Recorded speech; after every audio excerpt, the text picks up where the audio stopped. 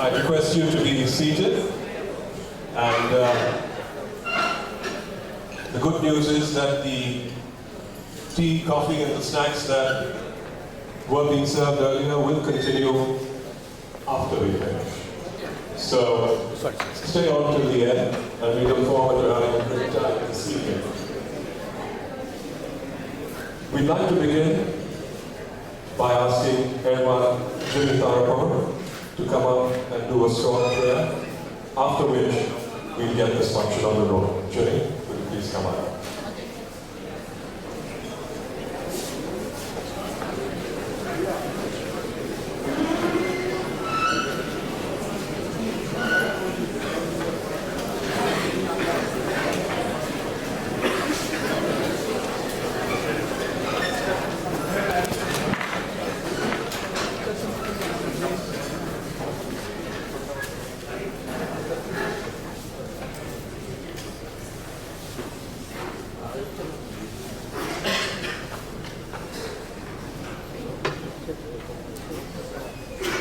For today's function.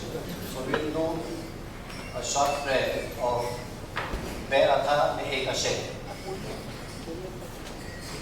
Yadha Veyo Atha Vratu Ashakshi Najau Bhagyo Siddhatam Maningo Sautelanam Mangyo Stutai Shatrim Chai Yahurai Aim Narigubyo Tadad Vaskare Yadahu Vairyo Atavratu Sasauchi Nachau Vangeho Slitam Ningau Sautelanam Mangyo Smazdai Shatrim Chai Ahurai Ahim Dare Gubyo Tadad Vaskare Ashem Vahu Vaishnev Asti Usta Asti Usta Ahamai Yad Shai Vaistai Yashem. Thank you very much. Thank you, Jimmy. So, ladies and gentlemen, we're here this evening to celebrate the launch of pioneering Parsis of Calcutta. You've all heard that old story of the sugar in the milk. It's gone down through the ages of how we arrived in Gujarat and there was no place, and the chief who met the contingent that had come brought out a bowl of milk and said, "We're full, so you can't fit in." Whereupon apparently asked for sugar, and the head priest from the Parsi community added sugar to it and said, "It still blends in and we're part of the same." That is how diabetes, they say, first came to India. Of course, whether there was sugar around at that time or it was just jaggery is another question. But what an amazing community this has been, not just in Calcutta, but around the world. And it was Kushwant Singh who once said, he says, "You're such a wonderful community. Everyone welcomes you." And the main reason is because you keep fighting amongst yourselves, and as a result, you don't have time to fight with anyone else. Well, for once we've now got something on record on what has transpired with the Parsi community in Calcutta. They came here many, many years ago, and if it hadn't been for Prochi, I don't think any of it would have been recorded. It would have just come down as folklore, as did the story of the sugar in the milk. We've now got it down on print and paper, and it's wonderful to be here to see this book launched today. I'd like to first call up the publisher, Mr. Bikash Yogi, who would then introduce the book. Bikash, would you please come up? Established in 2004, Nyogi Books is an internationally reputed publishing house with nearly 500 titles. Their focus is to produce illustrated books on art, architecture, history, spirituality, and all aspects connected with culture and heritage. They have a signature bookstore in Calcutta, which is launched in 2018. On World Hindi Day, they launched their latest imprint of Bahuvachan, dedicated to Hindi titles, The Mission of Yogi Books, free publishing within reach. We present, ladies and gentlemen, Mr. Bikash Yogi. Thank you very much. Thank you. Good evening, ladies and gentlemen. It gives me great pleasure to welcome you all this evening at the launch of a much-needed book on the Parsis community of Calcutta.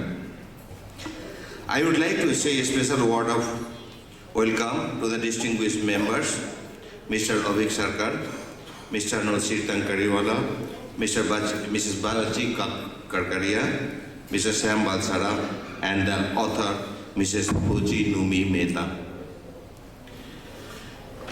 Nyogi Books has been at the vanguard of preserving Indian culture, history, and heritage. And in the last 15 years, out of 600 titles, we have published at least 2 are based on Parsis. One is Wit and Wisdom, Pickings from the Parsi Punch, is the name of the book, written by Professor Mushrul Hassan. A book which was a silent contributor to the freedom struggle of India. And the other is a biography of Field Marshal Sam Manekshaw, perhaps the most well-known Parsi in India after Jamshedji Tata. I am happy to tell you that both of these books have got an overwhelming positive response. The book, Pioneering Parsis of Calcutta, being launched today, is yet another effort by Nyogi Books to document and thereby preserve for posterity the history of Parsi stalwarts of yesteryear in the city of Calcutta. The book has been painstakingly researched, meticulously edited, designed and crafted with elegance and sophistication, a kind of work ethic that we bring to all Nyogi Books publications. I would like to take this opportunity to share with you a little personal detail about the influence of Parsis I have had on my life.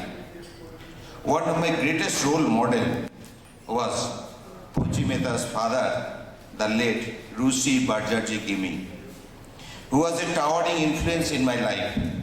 I grew up watching him single-handedly transform outdoor advertising in India with Selwell Syndicate, which is today globally known as Selwell Advertising, and has been relentlessly championing social causes.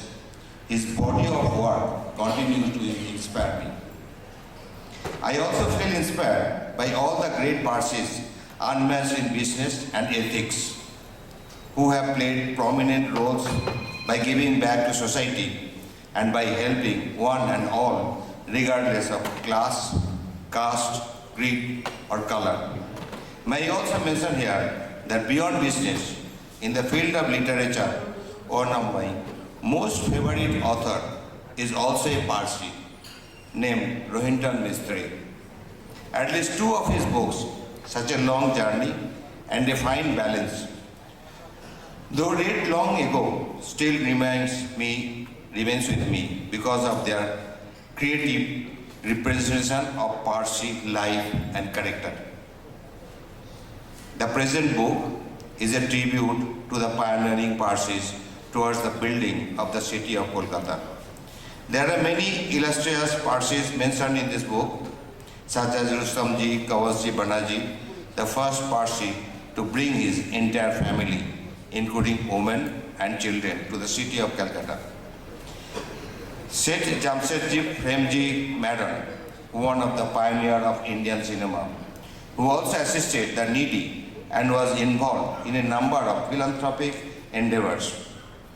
Rustamji, Dunji Roy, Bairamji Mehta recognized as Tower of Strength by the Parsi community of Calcutta, and Sir Firoz Kursesji Setna, one of the most famous Parsi sons of Calcutta, who epitomized remarkable success attained by grit and perseverance. These are just a few of the pioneering Parsis featured in the book. Their initial struggle, success stories, their high and low, their reformist view, their penchant for taking great risks, and their social commitment and responsibility are narrated in great detail in this book. The rare archival photographs, extensive private letters, press clippings, detailed character extracts from landmark judgments, and cartoons highlighting the mood of the times complements and enrich the book further. The author, Prochi Mehta, is highly successful sports person and has won 52 gold medals in international athletic meet.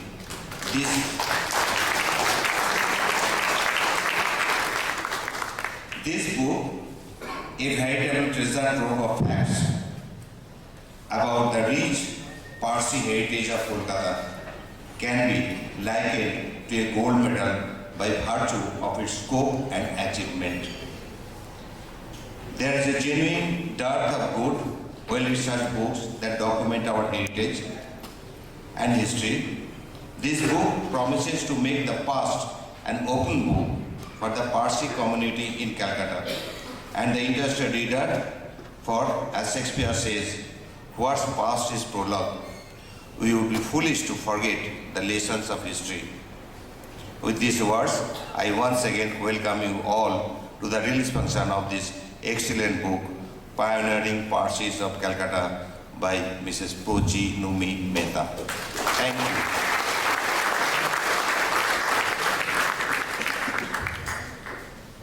Thank you very much, Mr. Yogi. When you wrote through the book, the one thing that hits you immediately is the fact that we were all born a couple of generations late. Looking at my own great-grandfather, who they call the pioneer of the film industry in India, who was, to me, Martin Scorsese, and all the great directors rolled into one. We came about 100 years too late to enjoy what he set up. But at least it's on record, and that's thanks to Prochi. I'd now like to welcome on stage, ladies and gentlemen, our chief guest for this evening's release of the book, a man who doesn't need much of an introduction, but I'd love to lead this introduction on him. Please welcome on stage Mr. Avik Sarkar. Vice Chairman and Editor Emeritus of the ABP Group, he was ranked as one of the most powerful Indians by Indian Express. Many a journalist has tried to decode Avik Babu, only to be politely and definitely told by his secretary Diane that they should refer to Nicholas Coleridge's book on Indian media barons called Paper Tiger for information on him. Coleridge was the president of Condé Nast International, and he interviewed Avik Babu and wrote about him in his book. Avik has been described most aptly as India's most sophisticated media proprietor. Avik Sarkar has also been regarded as one of the most intellectual editors in India. He started as an understudy to the legendary Harold Evans, modeled his English newspaper, The Telegraph, after the British Daily Telegraph, and the Telegraph's daily supplement, T2, was named because of its eponymous British counterpart. The ad tag line for the group's newspaper, Ananda Bazar Patrika, is Ananda Bazar Ki Bolche. What is Ananda Bazar saying about it? Avik Babu played a very active role in setting up Penguin India, an arm of Penguin Books. He partnered with Rupert Murdoch to start Ananda and now ABP Ananda. Avik Babu has created many legends, and in the process, ladies and gentlemen, the legend himself, Avik Sarkar. Can I request you to say a few words?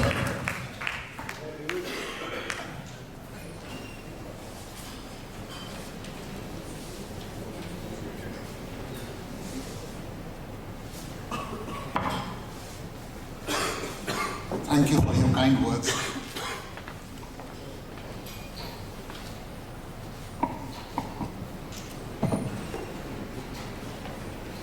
Ladies and gentlemen, friends, and the distinguished Parsi members of the Parsi community in Calcutta.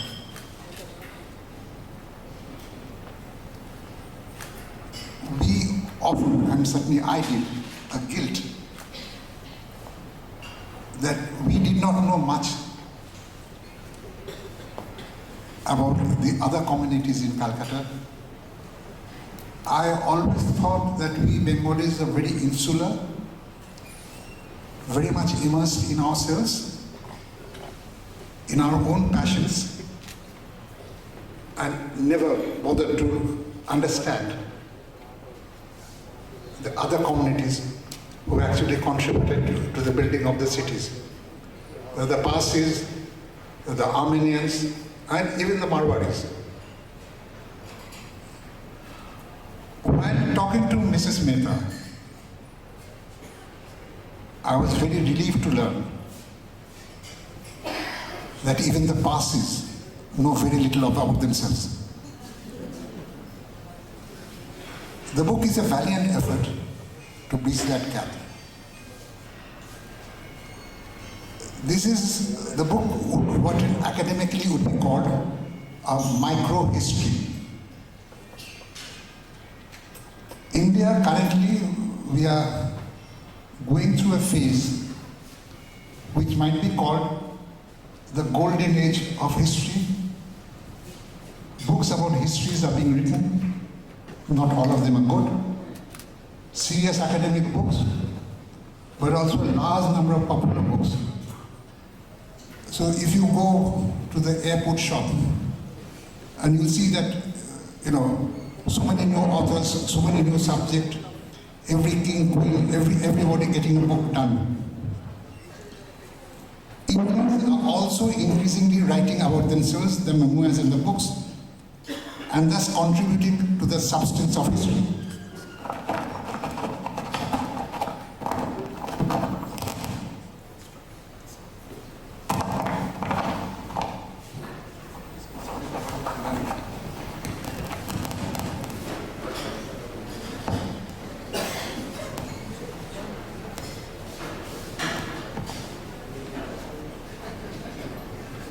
Hello. Is this better?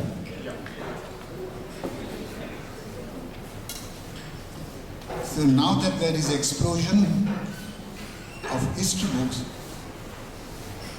it's only logical that books on Parsis will be written. Apart from Mrs. Mehta's book, I know at least two of my colleagues in my same professions are writing books. I think Bakshi is writing one book. And my another colleague in Delhi, a journalist in the Indian Express called Kumi Kapoor, very fine journalist, she's also writing another book. I do think, however, apart from journalists writing accounts, they do feel a void. But what the community needs is somebody, preferably somebody outside the community, writing a professional academic book. Someone like Ram Guha or that sort of a thing. And when I talk with my Parsi friends, I'm surprised to find that they are also familiar with the anecdotes and legends of the community, but very few have any little explanation of why that came to be. I was just asking Bakshi that would it be right to say the egg is the national dish of Parsis in India. And she says most probably, because in everything we do, we put egg. But how did this come around? This was a break in the tradition from the Zoroastrian community which came here, and it adapted local traditions. But no local traditions, no local community in India places that much of emphasis on eggs as do the Parsis. Secondly, whenever a religion has traveled, it has taken the hues of the local environment, and depending on how you feel, you might say that it has got enriched, or you might argue that it has got distorted. See, the obvious example is Buddhism in Tibet,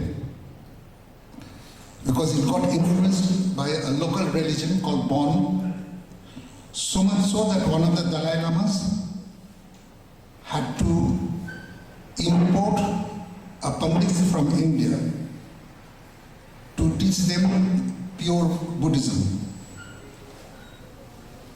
I am told, and do correct me if I am wrong, that Zoroastrianism in Iran and Zoroastrianism in India are not always the same.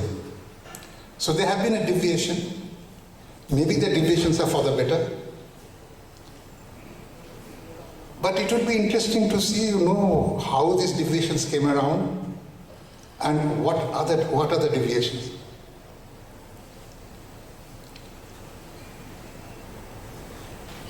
Parsis are one community which are generally well liked by every other community in India. And I think the only liking is not enough.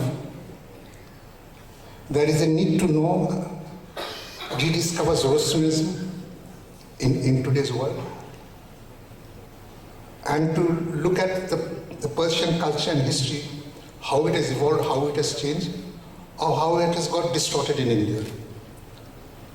I think books like Mrs. Mehta are very valuable contribution in the sense that it puts on record at least some facts, data, and anecdotes. Unlike other communities, the Parsis hitherto have been shy of writing their memoirs. I had asked my friends, Rusi Modi, that why doesn't he write his memoirs? If Ratan Tata were to write his memoirs, it would be rich, full of anecdotes. Or even Cyrus Mistry or Nasli Wadiaf. Fali Nariman has written a book, but that book is more on law and national issues rather than on his community. I think for that reason alone, I think all of us here needs to be grateful to Mrs. Mehta. Thank you. And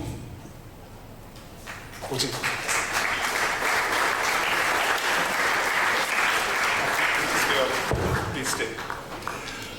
We'd now like to call up Sam Balsara, Naushir Tankariwala, Bachi Karkaria, and Prochi Mehta, who along with Avik Sarkar will release the book, Pioneering Parsis of Calcutta.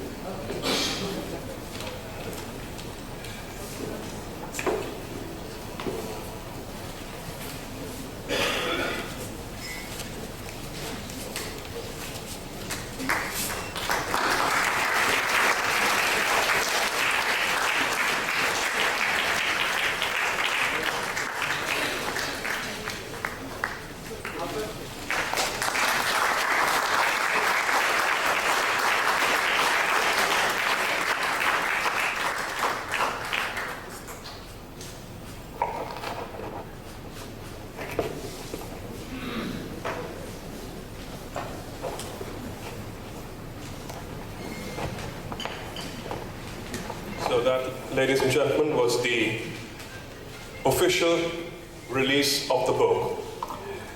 A quick introduction now to our members on the panel. We start with a man who's been the doyen of Indian advertising, Mr. Sam Balsara. Founder, chairman, and managing director of Madison World and Madison Communication. In his earlier years, he worked as a marketing executive at Sarabhai's and Cadbury, and later switched to advertising, working with Hindustan Thompson. In 1986, Sam decided to work on his own and started his advertising agency, Madison, on 21st March 1988. He served as the president of the Advertising Club of Bombay from 1989 to 1992, and as chairman of Advertising Standards Council of India from 2000-2001, president of the Advertising Agencies Association of India, and chairman of AAA Advertising Association of India. The number of awards that he's received in the field are amazing. Ladies and gentlemen, we give to you Mr. Sam Balsara.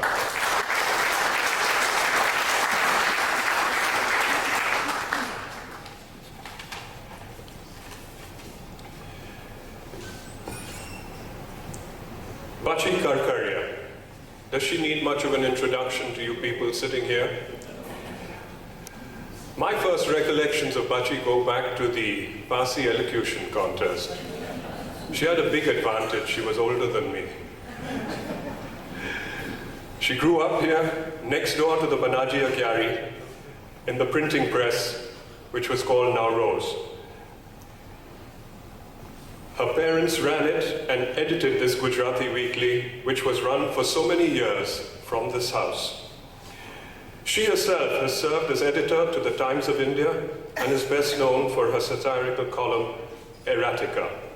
She's written the book Dare to Dream, A Life of M.S. Oberoi, and she recently wrote a book on the Nanavati affair in hot blood. She is a recipient of the U.S. Mary Morgan Hewlett Award for Lifetime Achievement.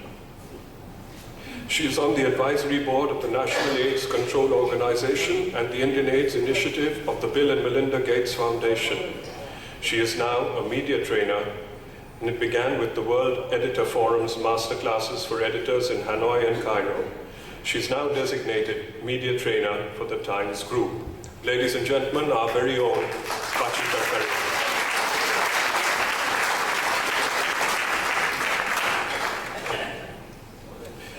Naushad Tankariwala, Managing Director of Moran Tea Company Limited and Chairman of the Tea Research Association of India.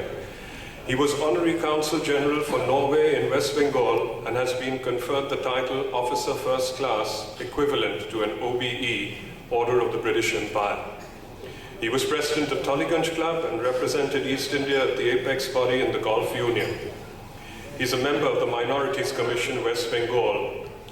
He's also the senior trustee of the late Erwad D.B. Mehta Zoroastrian Anjuman Atashadaran, an amazing storyteller, recalling incidents in minute detail. We're waiting for him to write his life story. Ladies and gentlemen, Naushad Tankariwala.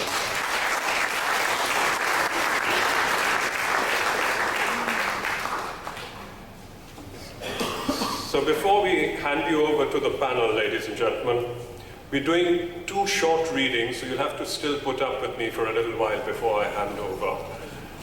And then I'm going to call up Guli Mehta, and she is going to read a small excerpt for you.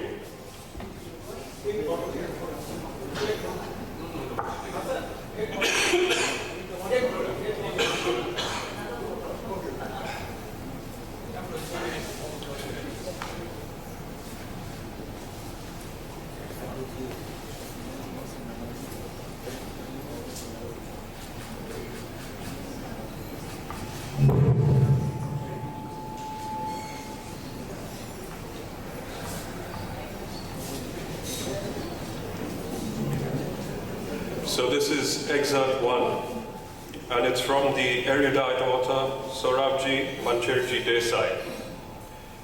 He writes that around 1490, With their prolonged stay with the Hindus, the Parsis had become almost like them. The males used to put red pagris and dhotis, and their names were mostly Hindu names such as Hasji, Fakir, Jogia, Nasrang, and Thana. The ladies had such names as Malanbai, Zilibai, Thanabai. They used to dress and put on decorative ornaments like those of Hindu ladies, and the dead Parsis even used wooden biers for carrying the dead and used to help in carrying corpses. Changasha helped in preserving the rich Parsi heritage, and after first satisfying the economic needs of the indigent Parsis from the neighboring villages, he started restoring their faith in their glorious and ancient religion and put them back on the religious path. The well-known French traveler and scholar, Abraham Hyacinthe Anquetil Duperron, wrote the following about Changasha. There appeared afterwards at Navsari a rich Parsi named Changasha, a faithful observer of Zoroastrian law. He distributed his wealth among the poor, provided the Parsis with kastis and sadras, and endeavored to bring back those whom ignorance had led into many errors to the exact practice of the Zoroastrian law. To succeed in this, he applied to the Dasturs of Kerman, consulting them on different points of the Zoroastrian religion neglected in Gujarat.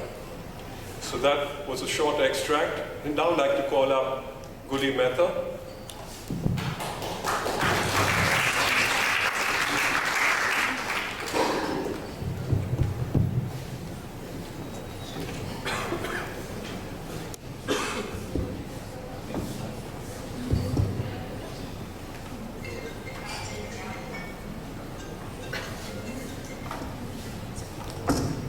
I'll be reading out a piece, a letter from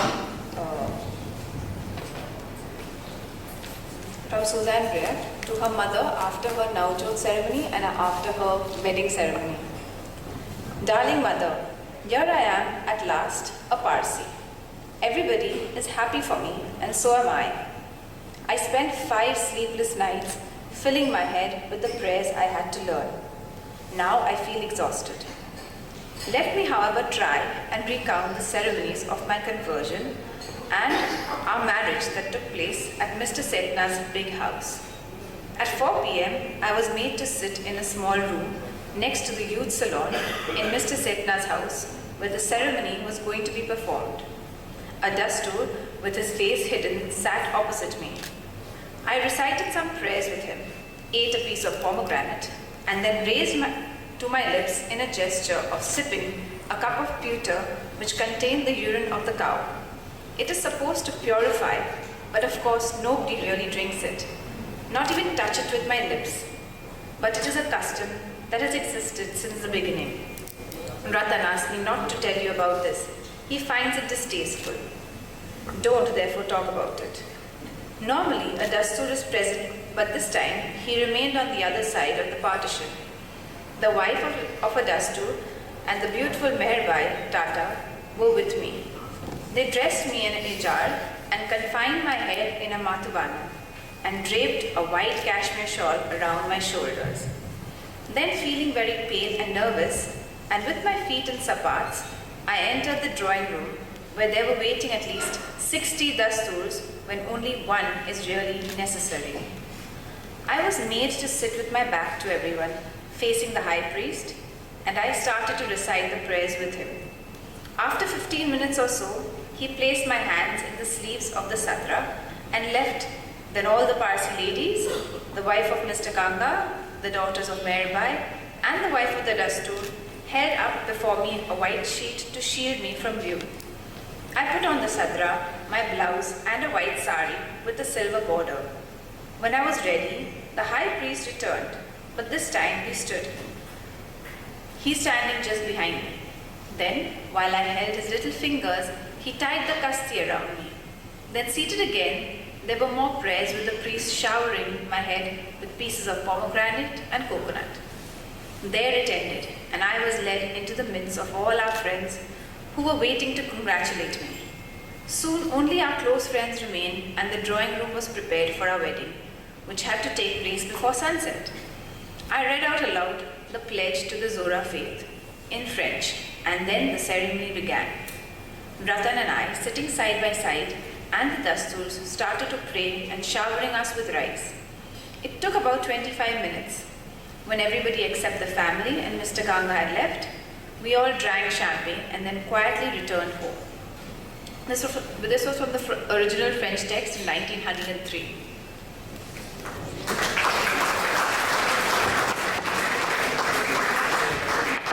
Thank you, Guri. And just before we hand over to the panelists, I'm always reminded of an old story in an old Irun restaurant in Bombay, where a young Gujarati who wasn't supposed to be non-vegetarian walked in and asked the owner for a chicken patty. And this was plonked before him, and he dug his teeth into it and went through the whole patty and found there was no chicken in it. So he called the Irun owner and asked him, he says, "I asked you for a chicken patty, there's no chicken in this." So he picked him up and he walked him up to the main counter where there were these big boxes of Dinsa Petit biscuits. And he points to it and he says, "I to naam chhe." He said, "What do you mean naam chhe?" He says, "Yes, you look at this, chicken patty is just a name. Dinsa Petit no biscuit masu, Dinsa Petit pesa."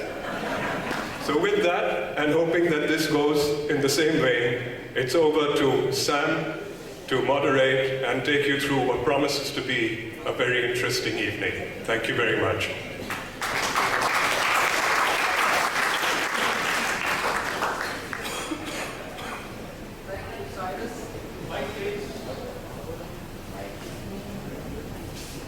Mike's on, please. Hello. Yeah, thank you.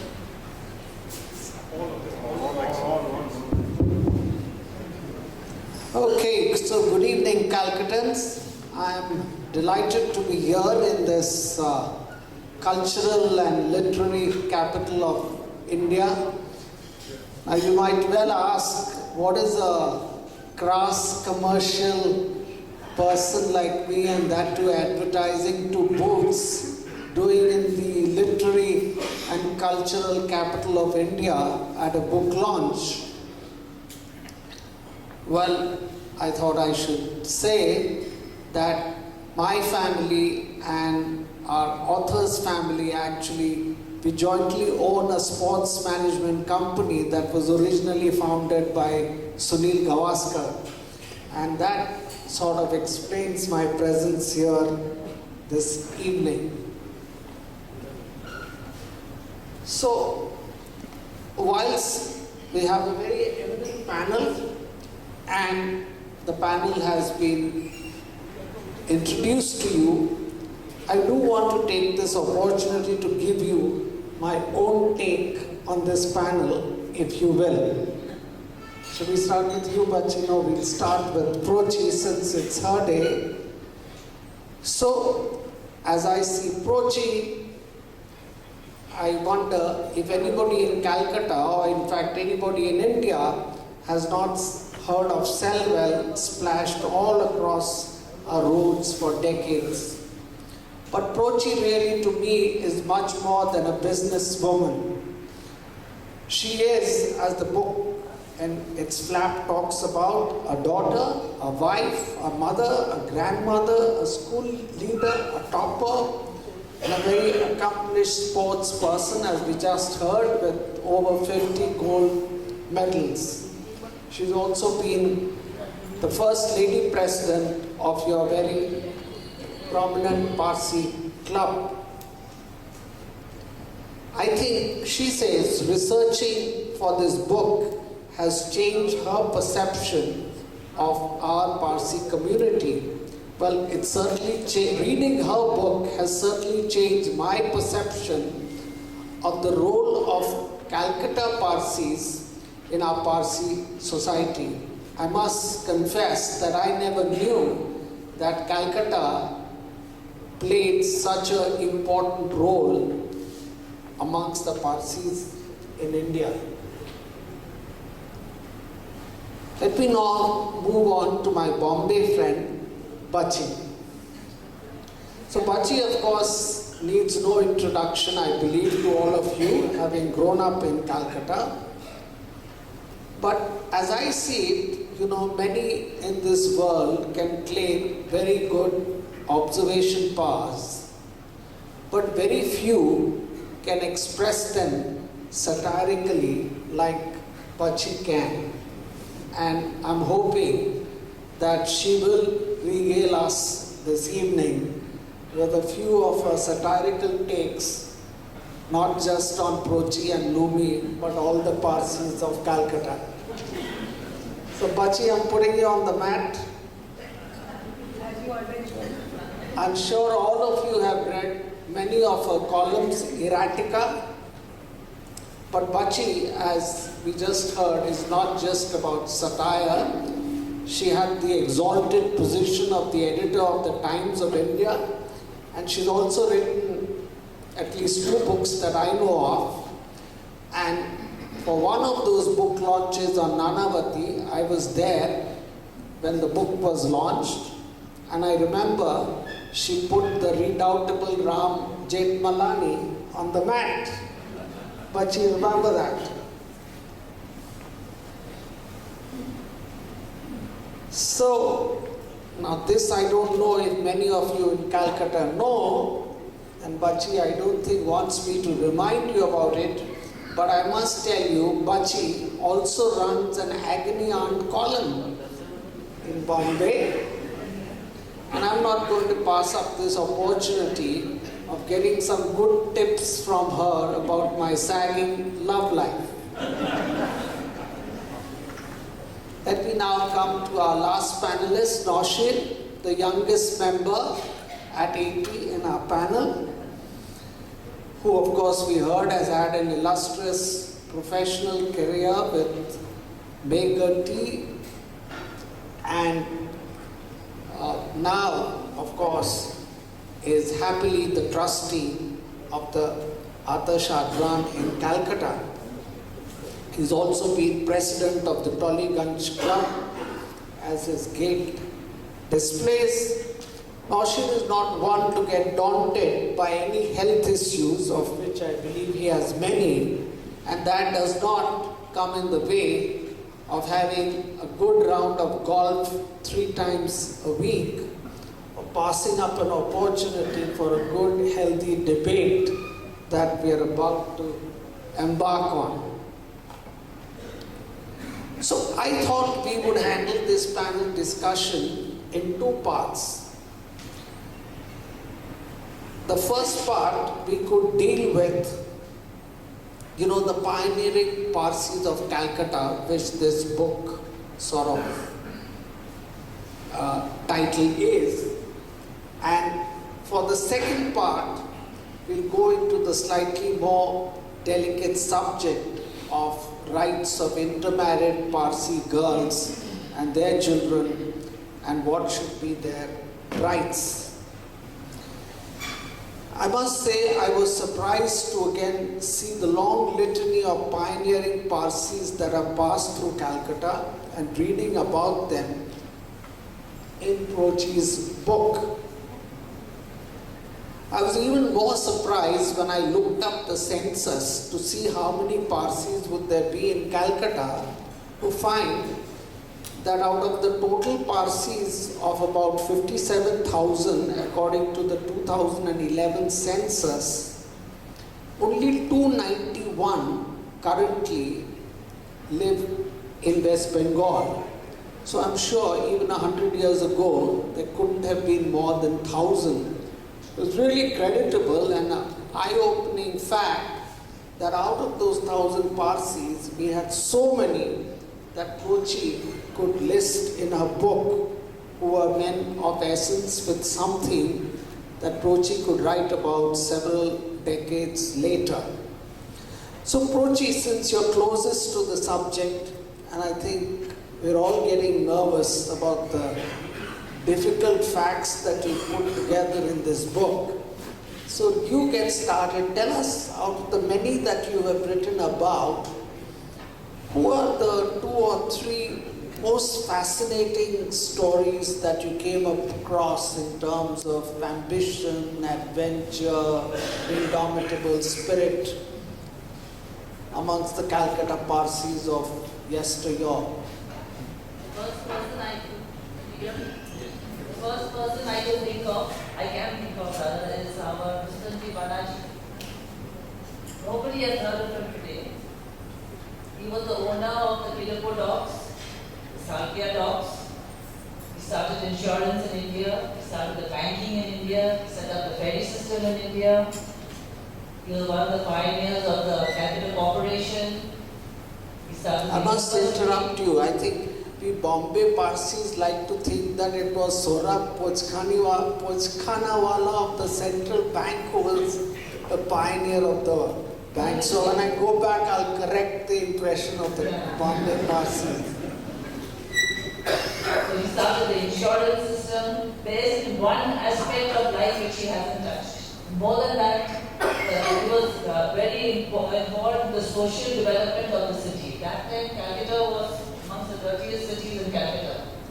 And all the houses here had thatched roofs. So each time there was a fire or something, all the huts got burned. So, and he realized that there was no water there to save the huts. So on his own property, he dug tanks, filled them with water. He got the government to donate land, dug tanks, put them up. And he had the thatched roofs changed to tiled roofs with his own money. And then, and this is the way he improved Calcutta. In fact, the tanks which we see now in Dalhousie, or even in the Esplanade area opposite New Market, were all built by him. Wonderful. Who else? Then after that, I would go to his Cyrus Madden's grandfather, great-grandfather, Jamshed Madden.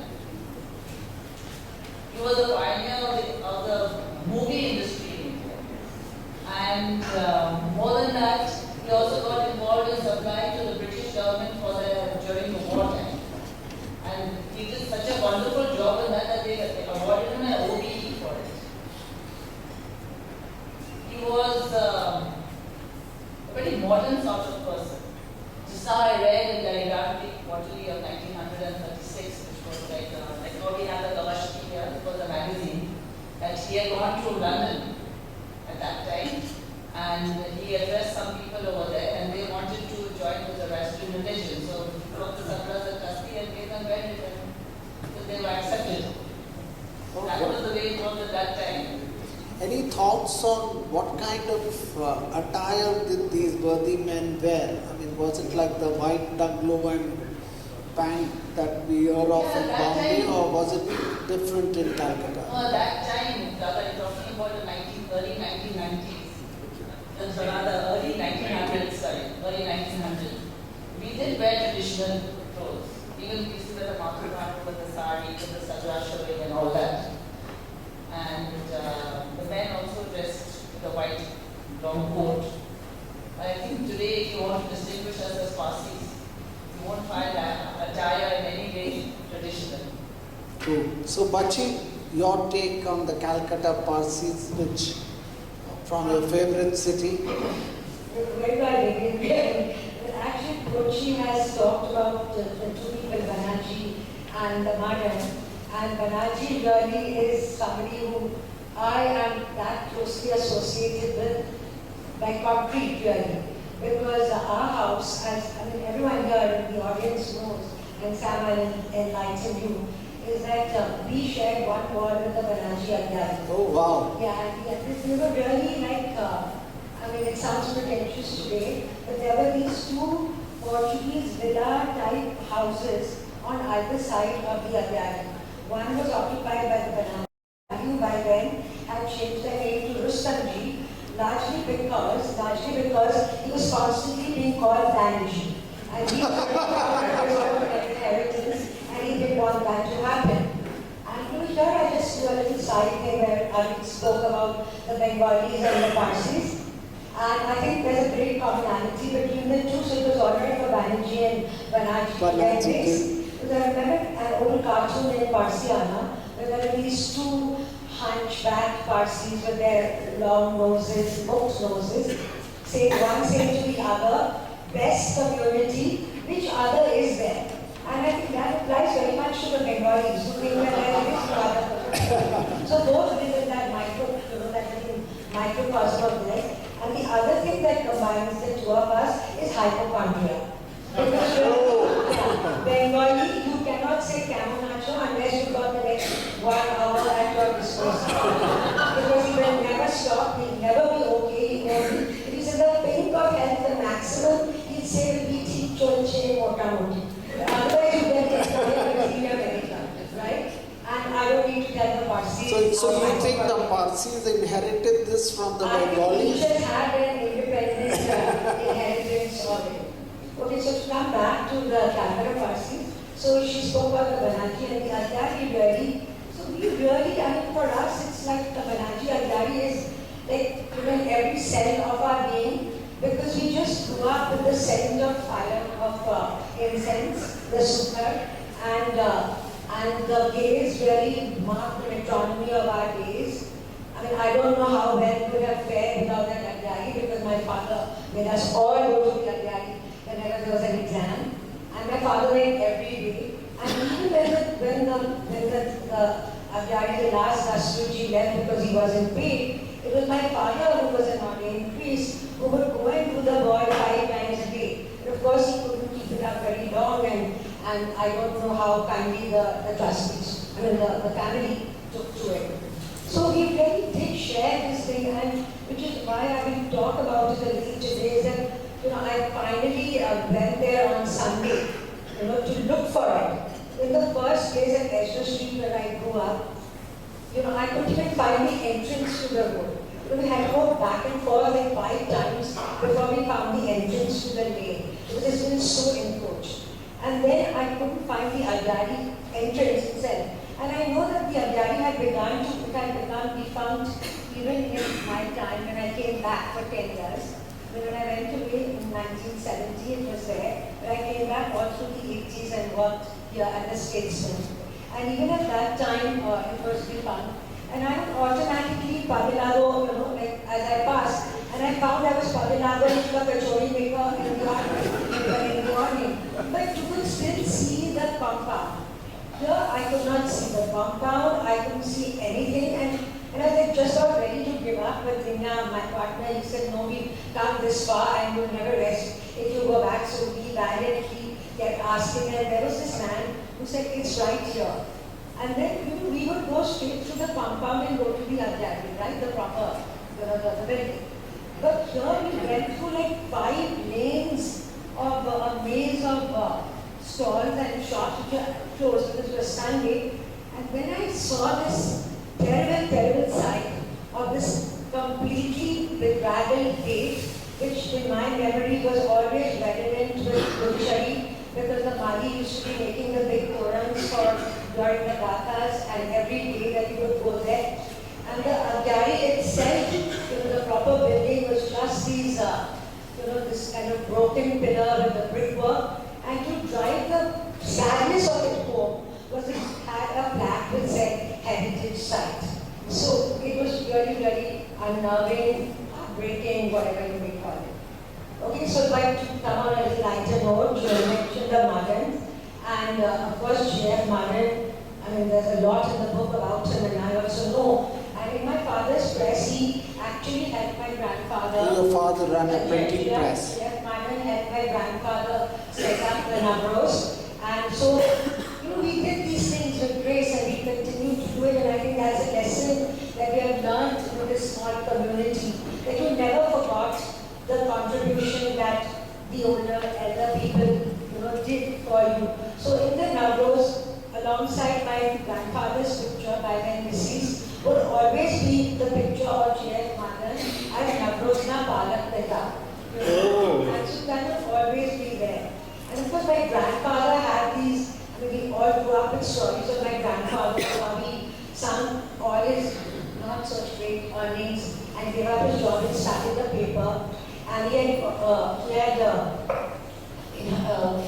imported all the Gujarati type from the Gujarat foundry in Bombay. And it all came, you know, how in packing cases which were, you know, not properly packed. So he walked behind the Thela Gari from Howrah station, picking up the bits and pieces of types which fell down. And then he had this Herculean task of putting them together.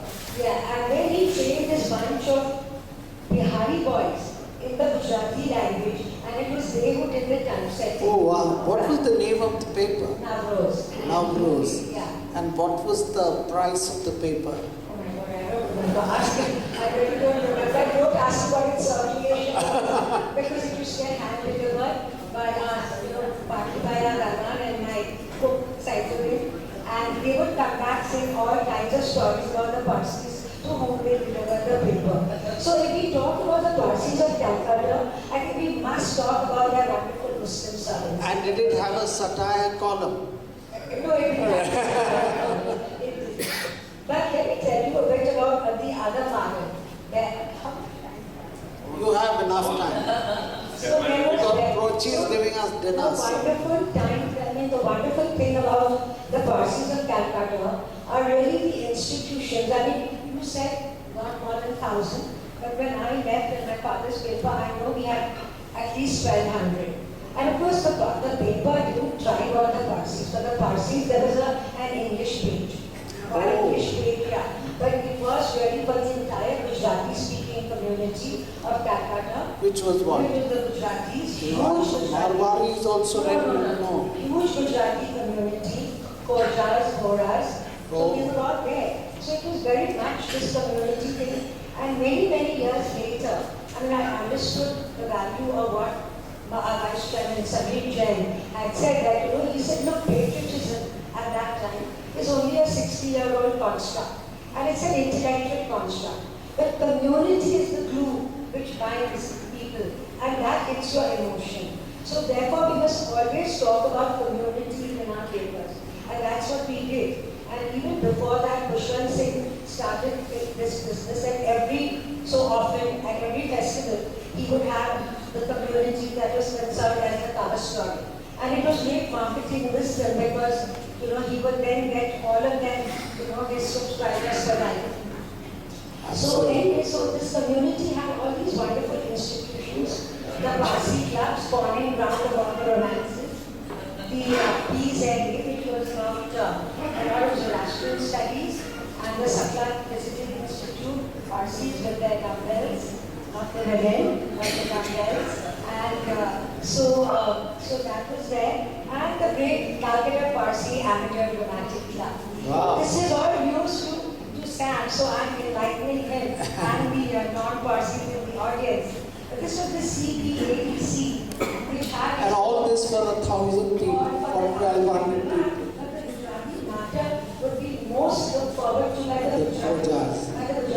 And the Parsi matter would be free for the whole community. And Byron company, which is where we are sitting today, owned by Calcutta, would give the free drinks. And of course, so this nata, they're going to be rehearsing for 6 months every year, largely eating where nasa. Were they anything like our Bombay products today? Not at all. It was very different. And so there was this part. Very superior, you mean. Very superior. They started with all the old Love and Thunder, tragedies, historical stuff. And then it became all these Bombay type, farces. And they had their photograph every year in the numbers, in the Diwali annual of the numbers. And there would be always the same lot in the same state. Katie Garda, Rashid Garda, Harama, somebody else as the Yasmin Kapadia as the Patapli girl, and then somebody else. And I would always tell my mother that if one day we put the photograph of the previous years, but to go back to the old days where I'm Nagar was I think it's a relation to side thing. So anyway, so Behram Marvin was a great stalwart of the CPABC, and he would write all the songs and compose the music, and then he would kind of turn around and then start conducting the orchestra. It was an actual orchestra, over there. And in those old Jaltu Jigar types, they would have to kind of throw their dagger into their heart, and that red balloon would burst. But sometimes it wouldn't burst, and it would go on and on and on, and the whole audience would erupt in laughter. So that was this guitar song. So Naushad, You lived 40 years, half your life in Calcutta, so I'm sure some of the personalities got you. To start with, having heard Bachi, I must say that I was always diffident and scared of being on the same panel. And that is justified also, because I'm a relative newcomer over here. 40 years is not enough to be in Calcutta, and I can't sort of possibly match what she can do. But all I can say is that when we came to Calcutta, we found it a very warm welcoming over here. And we decided that this was the place to stay for us. I think we made the right decision. And the community over here has been most cooperative. I think we are a very cohesive community in Calcutta. Maybe just about 400. You, I think, mentioned about 291. But we are about 400, just over the 400 mark. And we literally can count one missing every year, or every month, or every fortnight. But to me, I have had the privilege and pleasure of being in Calcutta. I consider myself a Calcuttan, and I think the community has been exceedingly kind and accepting. Good. Okay, so now let's go on to part 2, which, as I said, to me was a little more delicate in terms of the subject of rights of intermarried Parsi women. And you must appreciate that I come from Bombay, where out of the 57,000 Parsis, 47,000 are supposed to live there, and I believe most of them are conservative, who hold the view that a Parsi intermarried woman gives up the right to her religion, and her children can no longer enjoy those privileges. Leaving religious beliefs aside, I do find this a little surprising, especially for a community with 57,000 people. And I recently heard a profound lecture by a demographic expert who said that there is an 18% decline in our Parsi population, and if we continue like this, by the turn of this century, we'll be down to 9,000. So it seems a little surprising that in spite of this condition, we're sort of willing to not consider everyone possible as part of our community.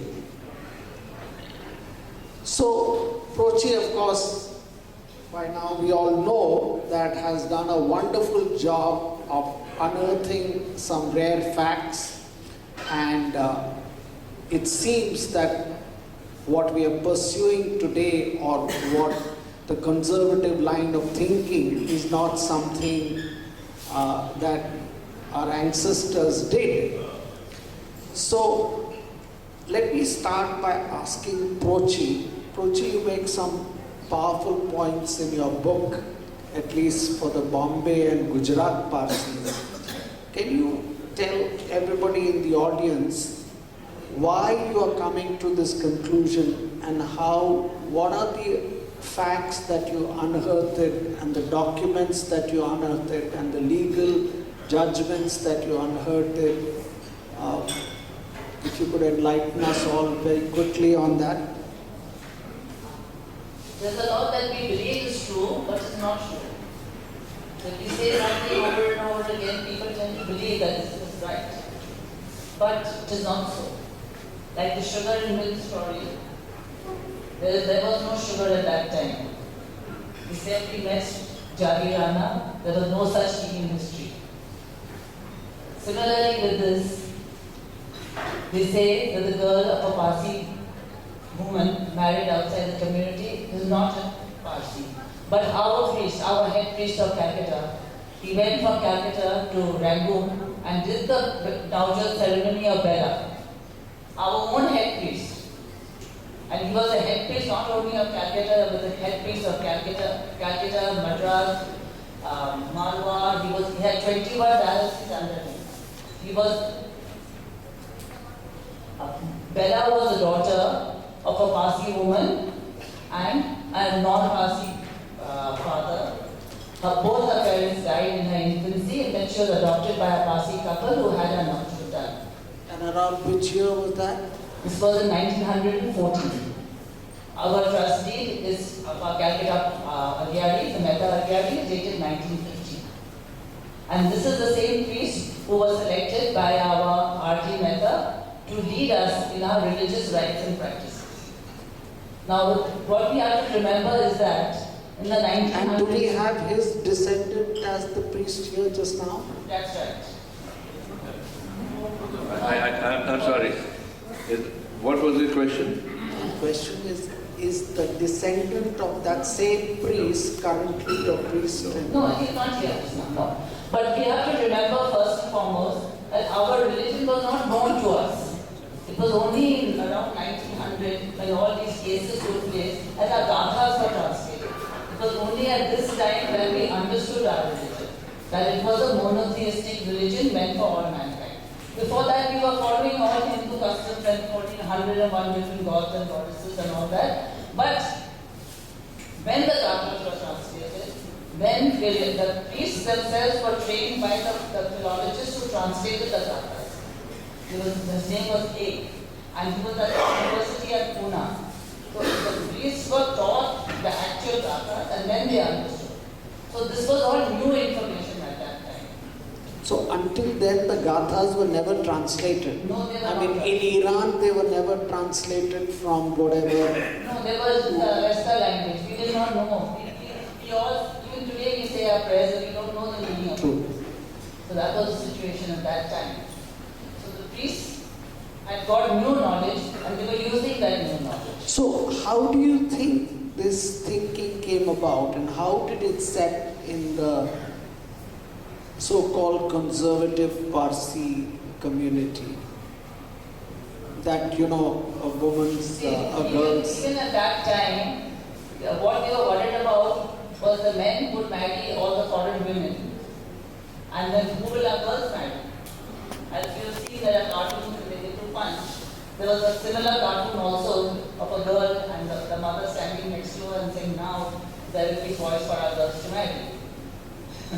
I see. So it was like a concern for women that led... And also, they didn't want the community's funds to go out to the community. They said many people want to be converted into the community to use the funds. But there were two social reasons not to allow it. That was a problem. And this Dastur Kekova, who we are supposed to follow, and the Bella case, this entire case was not available to us. This is all new knowledge. It was in the Privy Council in London, and Mitra Sharafi, the historian, she sent the entire case file to me.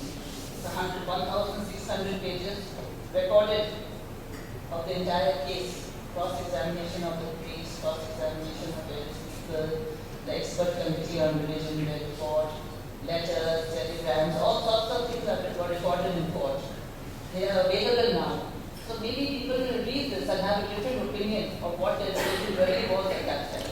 So tell me, in your research, did you come across any instance where, say, an individual with neither a Parsi father or a mother, and who was genuinely interested in our religion because of study or whatever, and he was converted and his Navjot done?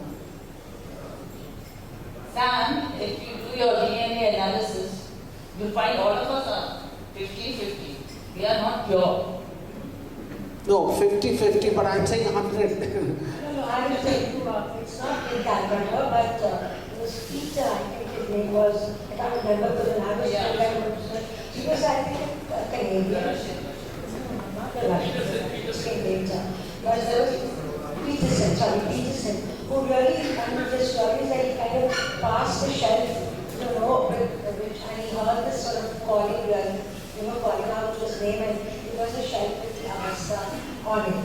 And he then started researching the religion and was so taken up by it that he taught himself the prayer. He kind of, even taught himself the Kasi and was, practicing with the rope. And this was like in recent times. But of course, our conservative Orthodox Parsis were so upset, angry, and they said some very un-Parsi things, or very Parsi. We were kind of beat up with slippers and throw out into the Arabian Sea, even there to do this.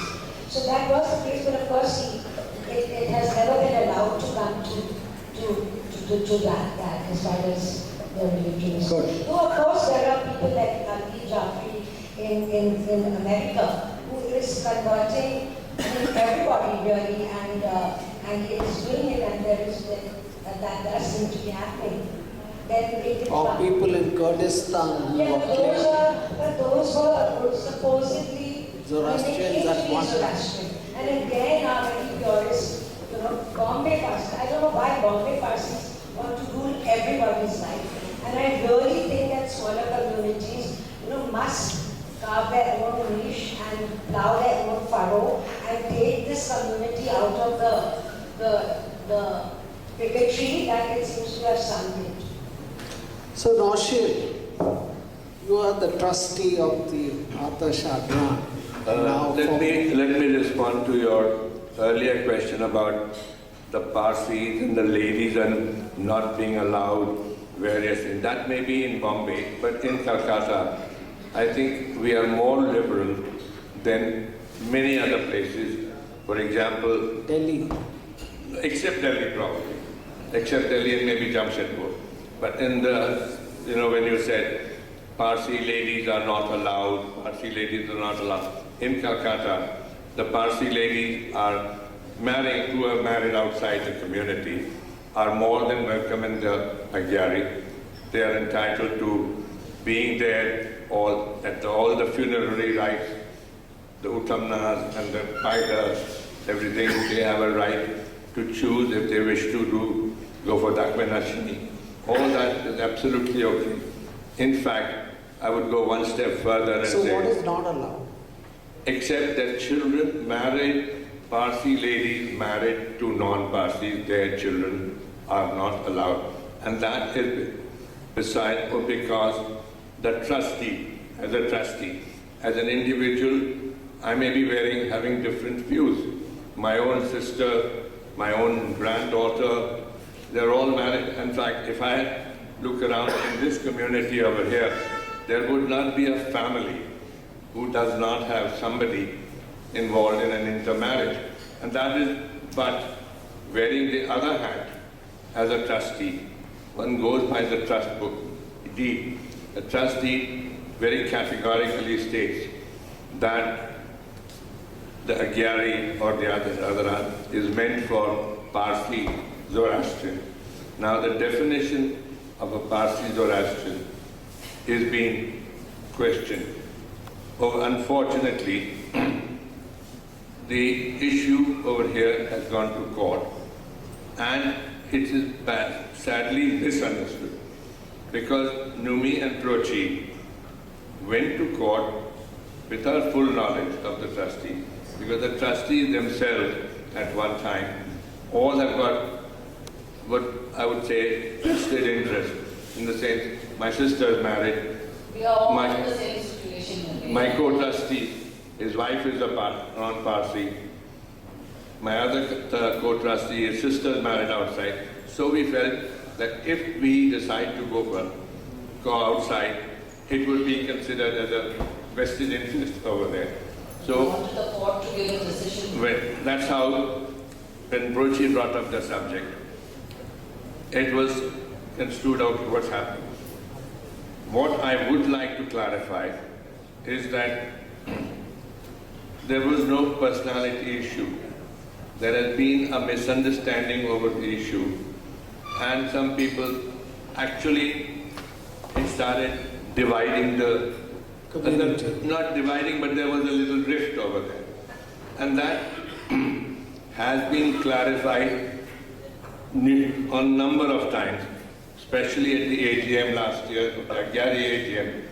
Numi was very, very clear, and Prochi and I, that look, it's not a personality issue. I just happen to be the trustee, therefore my name is in it. Prochi versus Noshit and Kariwala and others. the issue involved is not a right, it is an interpretation of the trustee and the word Parsi, Zoroastrian. That is what the whole case is about. Unfortunately, it's been misunderstood and taken a wrong kind of interpretation. Personality, person-wise, no issues at all. I would not be sitting over here. I would not be writing a preface or a foreword for her book. She has been very acknowledged and very. So as I said, people believe that there is some kind of a rift. There may have been, but I think we are a very, very cohesive community over here.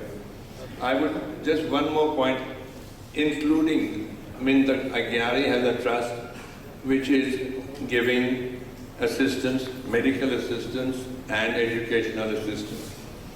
The children of Parsi ladies married to non-Parsis, they are entitled, those ladies themselves and their children are entitled to all the benefits that are given to all the other Parsis.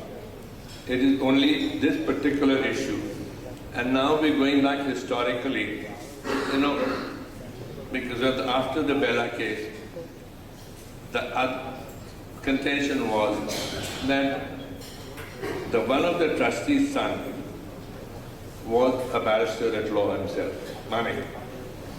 And he probably put this is maybe our interpretation, that if he puts it, they decided that it should be only for Parsi. Now today the things have changed, it's 100 years ago. And one has to think differently, I fully agree. But as trustees, our hands are tied down to take a call. Even the community cannot take a call because somebody in the community might get up and say, you guys are not doing your job as trustees. The trust doesn't allow it.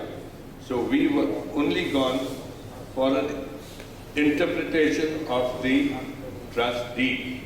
Nobody is challenging anybody. We want the court to decide because it is not in our hands to decide. But do you think the courts can really solve this problem? Because, at least in Bombay, typically what would happen is the court, supposing the court gives a decision, the very next day somebody will go to Supreme Court. Well, you said this, you said it. Sabarimala case also. Correct. So how many years has it gone on? All I'm saying is, I'm sorry to ask this question, but if the Delhi Agyari could solve this problem without going to court, and in Delhi they seem to be living I'll give you the answer. Why is it that in Calcutta you are... All right, I'll give you the answer to that one. As far as I know, the Delhi Agyari was formed by the community itself. There was no individual trust to lay down the law. Similarly, in Jamshedpur, it is the community which has formed the trust. So it is the community who decide. And the trust does not specify that it's only trust for... is their own. So if the community they can wants, change it. They don't say. Here, I will ask you another question on that issue. Much as I want, there are 100 plus Agyaris in this country. 90, why is it that only 2 of them have changed and the 98 cannot change? My answer to that is, the 98 are bound by the trust itself. Because these 2 have their own, they are the trustees. The community itself, it's a community Agyari. It's not formed by Mr. So-and-so, Keval Barwala or Setna or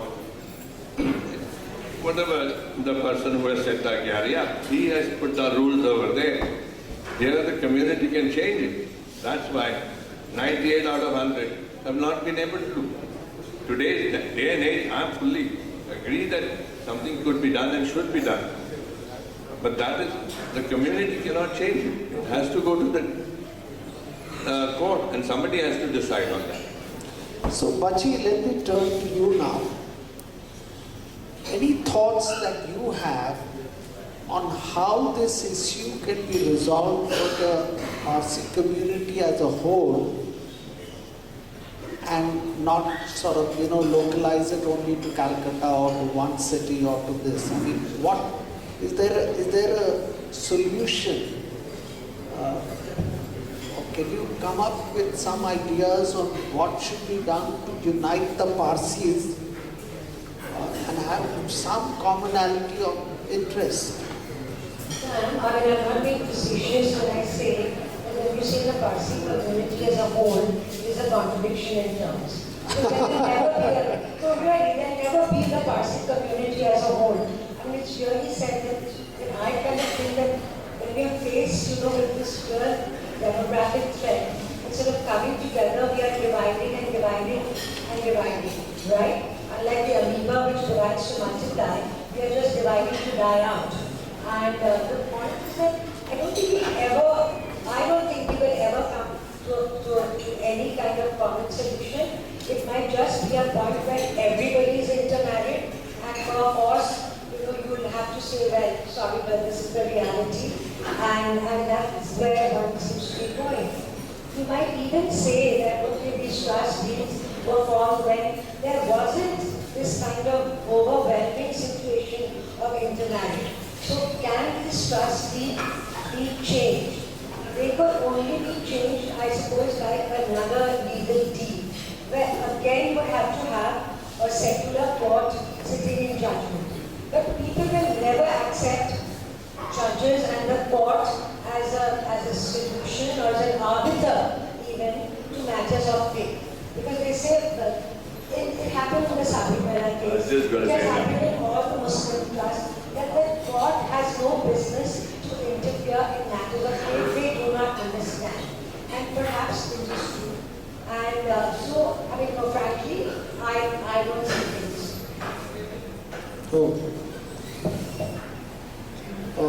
Let's not be so pessimistic, okay, Bachi? I'm sure we'll find a solution. And when I say one thing, at least now, with new Bella documents available, we know what our priests taught, and we have it in writing 100 years ago, which a community did not know about.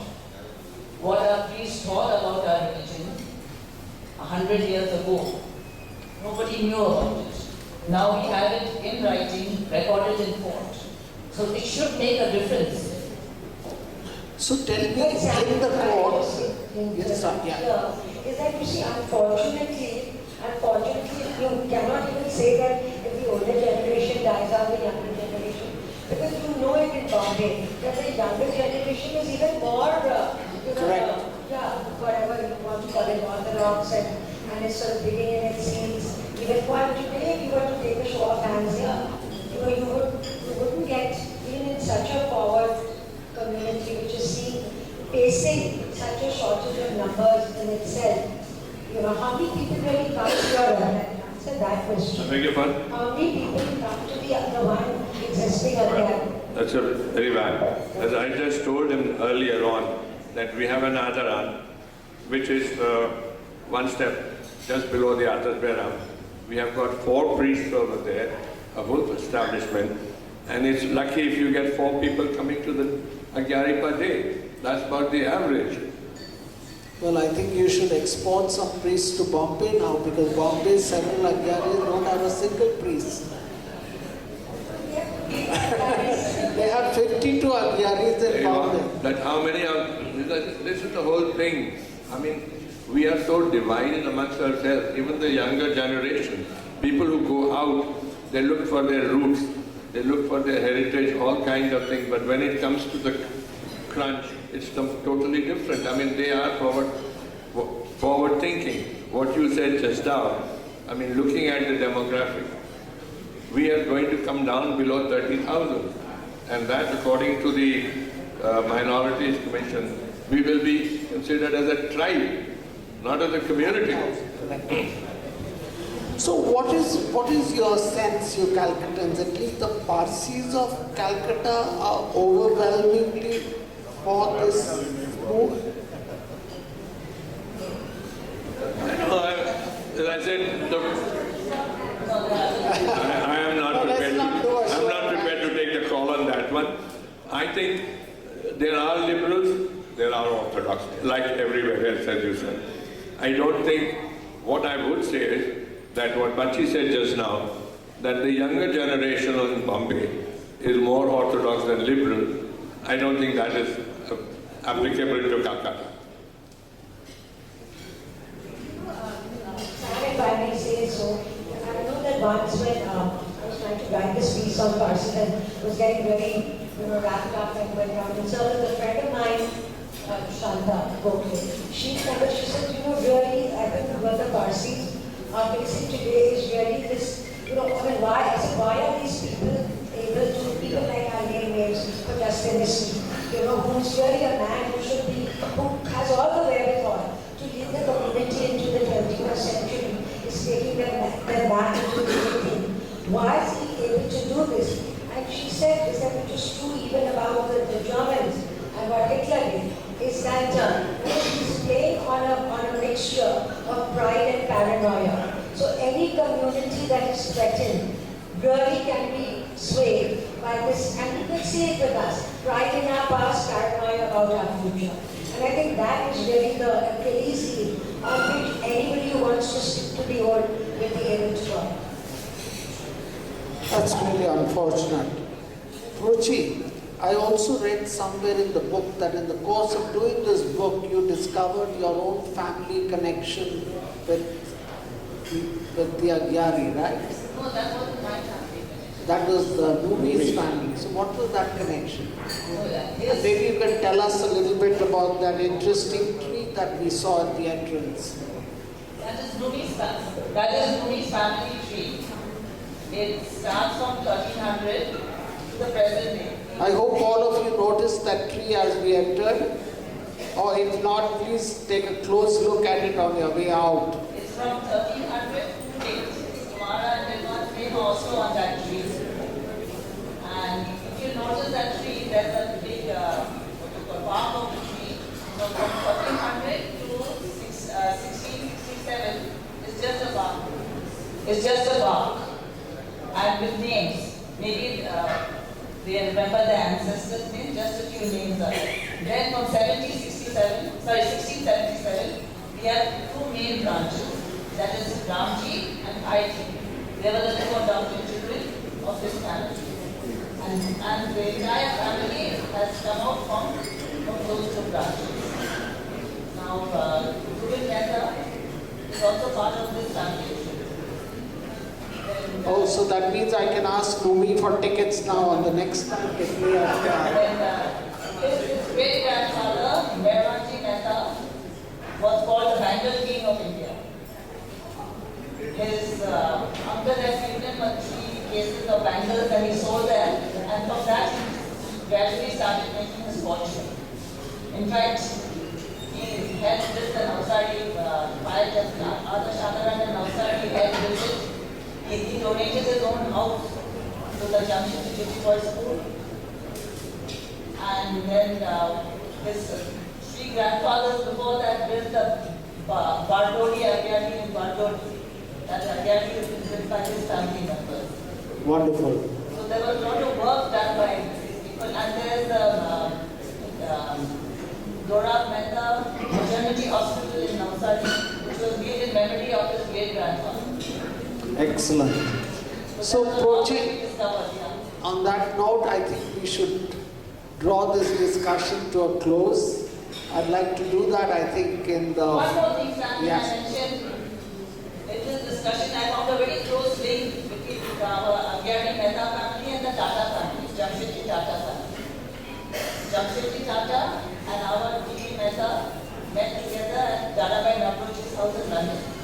Oh, wow. And over there, they had gone there to purchase machinery for their cotton mills. Dadabai Naproji used to sell the machinery for the cotton mills. And when they came back, Jamshedji set up the mill, the Empress Mill in Nagpur.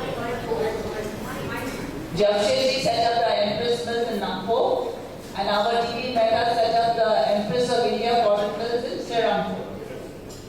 Wonderful. Then later on, D.B. Mehta's grandson, Firoz Karsetji Setna, married Banu Set. And Jamshedji's son, Ratan, married Banu's sister, Nawaz Set. So they became related through wedding, by marriage, the two families. So the families were very close. Good, great. So as I was saying, I think Prochi, once again, hearty congratulations. I think you've done yeoman's service to the Parsis of Calcutta.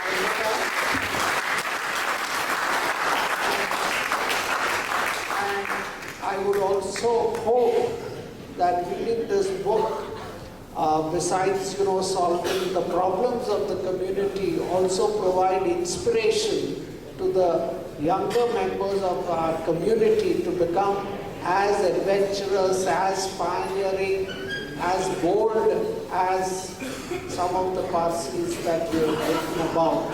I think in closing, I would like to say that nothing ventured, nothing gained, and the only constant really in today's world, whether it's a community, whether it's a nation, or whether it's a society, is change. And I guess let that be the last word for that evening, for this evening.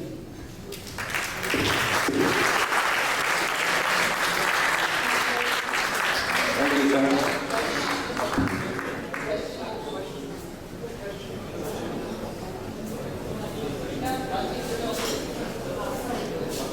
Okay, any questions yeah. Yes? I think we start with the lady.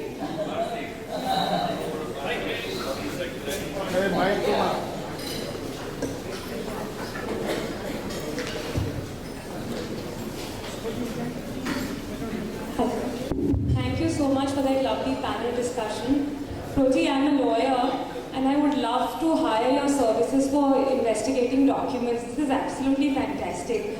I can't get 15-year-old documents in the High Court. You've got like a 100-year-old document from the Privy Council. Absolutely hands down amazing. So, I would love to get your hire your services for that. From a legal perspective, I had one or two points that came to me while I was hearing the discussion and book reading. You touched upon the Sabrimala case. The difference here is that the Sabrimala case was that there's an actual state law that women cannot enter. So the challenge was to an act itself. Here it's a private trustee in a sense. The way any court usually decides on matters of a community or a religion or anything which is for a specific set of people is to see what the learned people in that community said, what are the documentaries that have been, what are the documents supporting that, who says what. In this case, in the Bella case, the cross-examination of Dastur Kaikobaji, which I believe is your main priest, itself says that Bella is a Zoroastrian and a Parsi because her mother was one. So wouldn't the trustee itself be bound by the priest's words in the cross-examination and it could be resolved internally? Or if you could put this document to the court, it would automatically have to rule that yes, if the head priest says this and that's the interpretation, you cannot run away from the fact that a woman, any child born to a Parsi mother has the right to be a Parsi and a Zoroastrian. Who's the question for? Well, the trustee, I think. I am not very clear about the question, but one point I would like to mention was before the Bella case, there was also this Justice Dawar and Beeman case, where it was decided for the Parsi community that it was patrilineal. The father had, and that also was followed. The Bella case was in 1914 or 15. The trust was made thereafter. So it is our belief, I'm not saying fact, that when the trust was made, and one of the trustees was Manik, who was a barrister at law, was fully aware of what he was aware of these facts, and knowing these facts, he probably put this specific clause, Parsi Zoroastrian, and that is probably, that's the issue at stake just now. We want an interpretation on that one. Well, I just think with the cross-examination documents that are in this book, Yes, I'm aware of it's that. highly likely that the court would interpret it in the way it should be. I'm aware of that. I've seen some fantastic work has been done by Prochi in bringing it out. This will be probably put before the judges if it influences them in one way or the other. But the matter is sub judice. I am not prepared to take any sides or comment on that one. Fair enough. Thank you so much.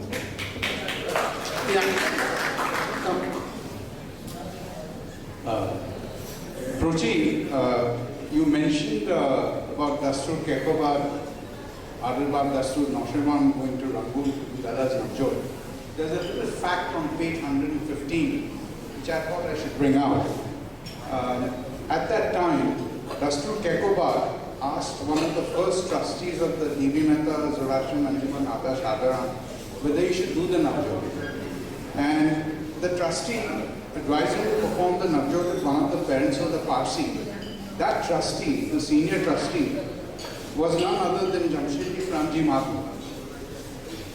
Just so that you know.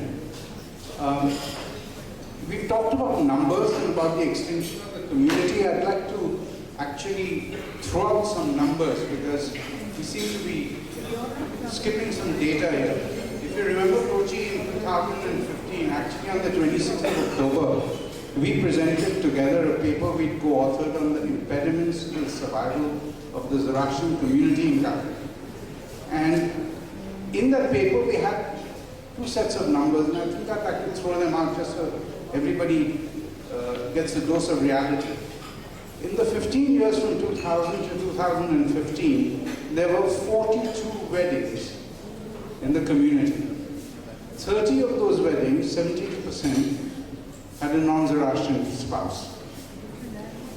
In that same period, there were 62 births, new babies. Okay? 48 of those new babies, or 62% of those births, were to couples where one spouse was a non-Zoroastrian. The total strength of the community in 2015 was 470. I believe now it's much lower, it's around 400. So an increasing percentage of our community has children with at least one spouse that is non-Zoroastrian. These numbers are not going to get any better, they're only going to get worse. So if the solution lies in the hands of the community, I'd like the panel's views on how can the community take this forward and take it out of the courts. Is there a way to do that?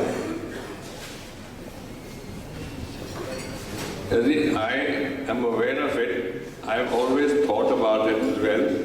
But the answer to that one, which has been given to me, is that if a Parsi man marries a non-Parsi lady, that child is going to be considered as a Parsi. So what we are saying is that even if there are intermarriages where the father is a Parsi, the child continues to be a Parsi. It's the other way around. So if one of our girls is gone and married outside, we've lost a girl, but if one of our boys marries somebody from outside, you gain one. So it's supposed to balance out. Maybe in reality it doesn't. But that has been my question in the past, and this is the answer that has been given to me, which does make sense to an extent. Yeah.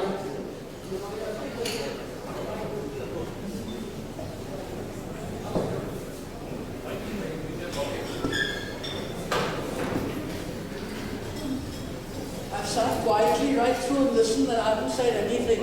But why has no one brought up the subject of gender equality? If a man can marry out and his children can be Parsi Zoroastrians, so should a woman who marries out, their children should be Parsi Zoroastrians. In fact, it's very easier to determine the matrilineal line than the patrilineal line, frankly. Well, I just told you that we are following what was decided in 1908, the Justice Beeman and Justice Dawar issue, where it was decided that it will be a patrilineal society. Whether you like it or I like it, that's something else. That is why we are in a court today asking, not fighting over it. Please remember this. We are asking for an interpretation of that word, Parsis or Rashtra. Can I say something here? Here is again also a question of state versus church. So if the community as represented by the trustees of the community were to say, look, this majority here is all saying, please read the rule. But then would you still again be bound by your trustee? That is exactly what we are fearing. Even if 99% of the people, we have clarified this in the past, that if 99% of the community turns around and says, yes, we agree to this, it's that 1% who will take me to court as a trustee of the Adalan Trust and say, you are violating the trust. If I may come in, my understanding for changing the trust objectives is that the trust should go to the charity commissioner, and the trust should go to the charity commissioner and apply or request a change. The problem with this approach is that the charity commissioner will then put out a public notice inviting objections, if any, to this change. And even if one person objects, the charity commissioner will not give permission for that change. This is what happened in the case of the Parsi General Hospital, where they were not able to accept a donation of 200 crores because of one guy who raised an objection. So that is the problem with this. Then you have to be completely unanimous, and that is why I tried to ask the question if there was complete unanimity in the Calcutta Parsi community. Sam, you've answered it. Although 99% may be so, Yeah, that 1% yes. is going to be the factor which is going to be probably making the change. And that one person could well be from Bombay, right? Because he or she might find some tenuous connection with Calcutta, which could well happen, and still be stuck in that one. Can I submit on this? In fact, when Numi had asked for an interpretation of the case, there have been interveners from outside and here who wanted to be interveners in the court case.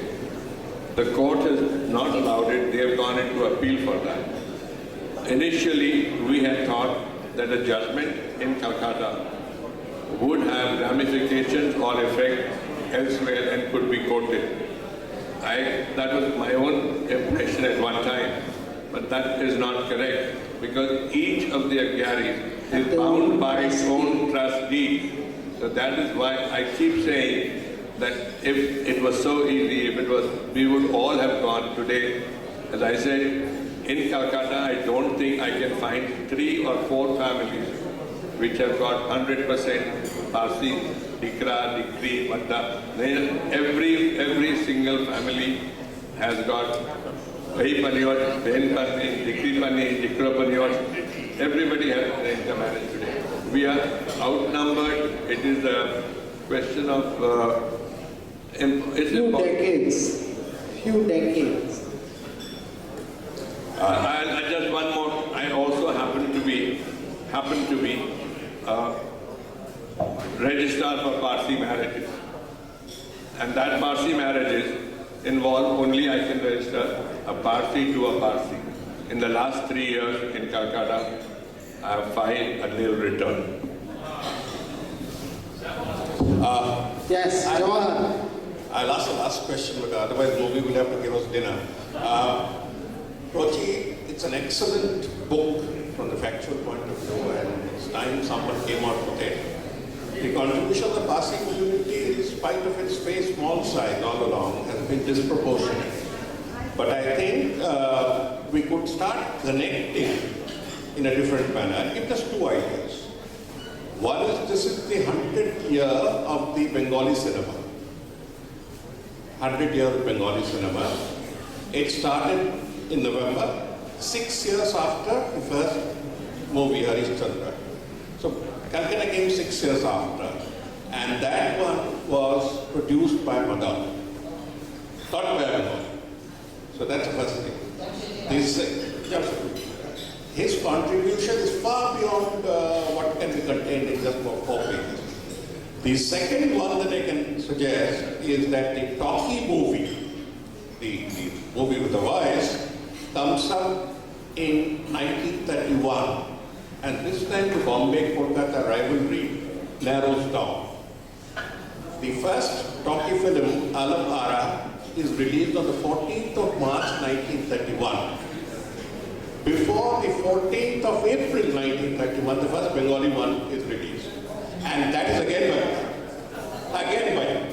So year after year and whatever, two, both the silent one and the talkie one. So that's one idea of the contribution. We can go back and tell the mouse once in a while that something else. That's it. And the other is that we need to connect the landmarks of Calcutta, the road names and others. You know that small little lane in Baligan, Rustamji Street. For the last 50 years I've been asking, who is this Rustamji? So there are lots of people like that, definitely passing names, but you don't know who. So maybe if you work it out, you could have a text there and things like that. I mean, the way of connecting with the city and explaining to them that we will give you more sugar than you deserve.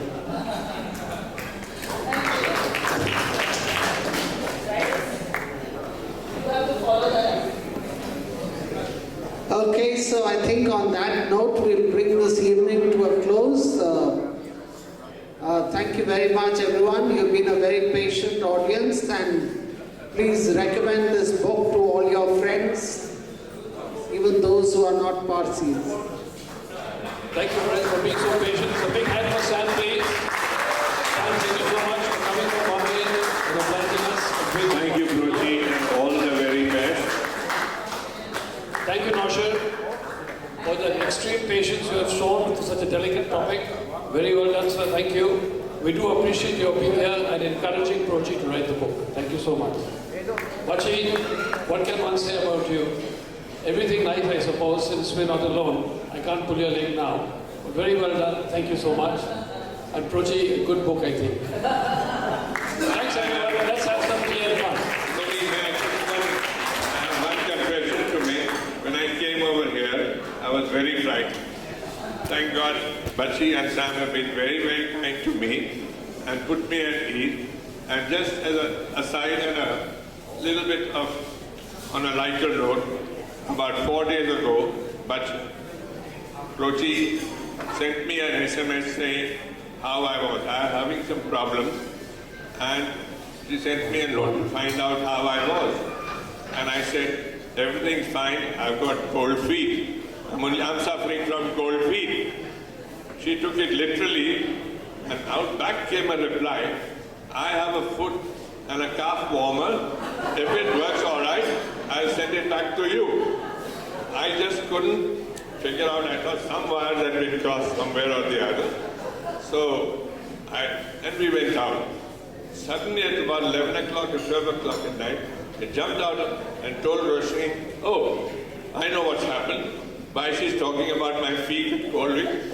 Next day I answered her, look, this is what actually it is, and we had a very good laugh. I was frightened, I'm not so frightened now.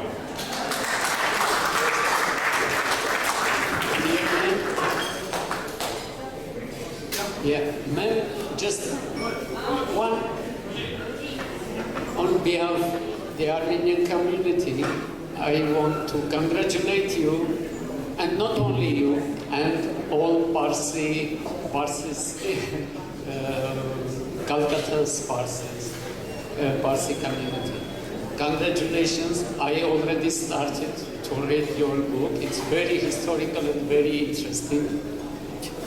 As you know, we are neighbors and there in Middle East and here.